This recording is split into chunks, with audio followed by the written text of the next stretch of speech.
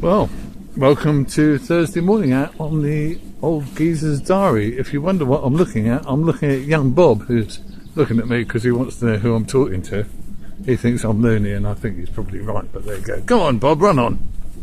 And so I just thought I'd do a little diary while I'm walking the dear boy. He's a lovely dog, so well behaved, so well mannered, and he does what you ask him to. And he just gets on with it, really, and he has a great time when you're out for a walk because he enjoys every moment. But as you look around, actually, on this little bit of recreation ground here in our hometown of Felixstowe, you notice the way the country's going, you know. How would I get round to politics? You have to, one way or another.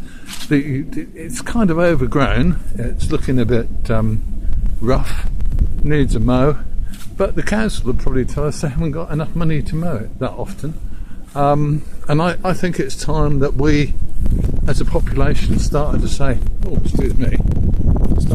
quite loudly, it would be nice, government, if you started looking after us, the population, and started thinking about giving us what we need in the way of decent services, I guess decent health services, decent local services. I think the key is politicians seem to have lost the plot. They get lots of money for allegedly running the country, and what they forget is that the country is really just the sum of the people. And so no one's, hey Bob, no rolling.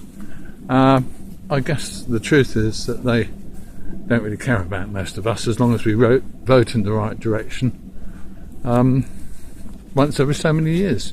And it looks as if we may have another chance to do that, and perhaps Jeremy Corbyn will win. But he's a plonker as well, really.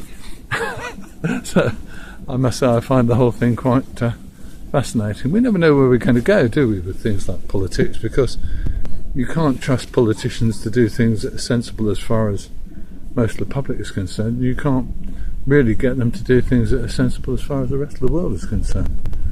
The other issue, I suppose, with modern politicians is that I don't think anybody believes them anymore. I stopped believing politicians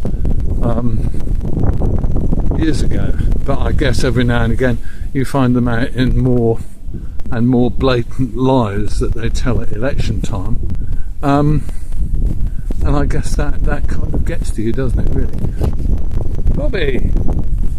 The most recent one that really got me was dear old Boris Johnson when we had the Brexit vote, because he, of course, was going on about saving or getting back, was it £350 million a day from the EC to pay for all our health service. Nothing like that has happened, will happen. Can't imagine it. It's just another lie told by a politician to try and get us, the voters, to vote in the way that they want us to. Don't know what to say about that, really. I guess we ought to have some kind of popular revolution to actually get our views represented, i.e. the people's real views, represented by the government.